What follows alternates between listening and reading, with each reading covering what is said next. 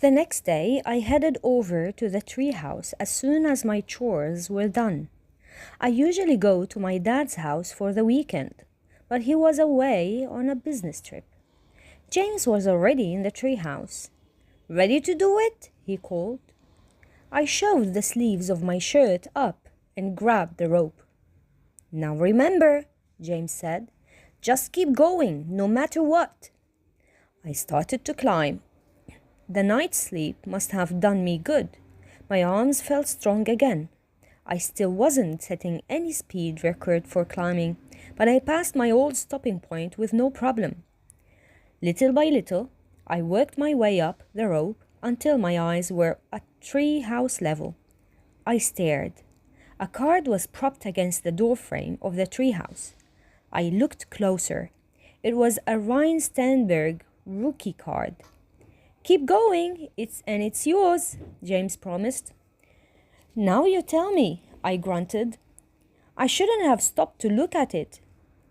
My arms were getting shaky, and my feet slipped. I was much too high to drop to the ground. "Come on, just a few more feet," James coaxed. I took a deep breath and strained to pull myself up. Slowly, I climbed high enough to put my foot inside the doorway. I swung myself over and landed on the floor.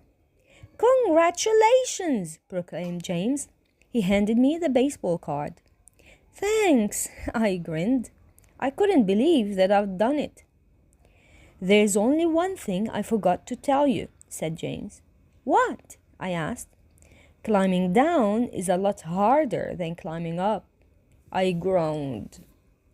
We stayed up in the treehouse for a long time that morning, looking at James' stuff. He had been reading Hatchet up there and was already halfway through it.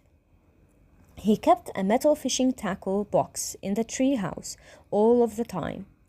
In it were an old battery-operated radio, gum, hard candy, and flashlight, a small notebook, and a pencil. We talked a lot, too.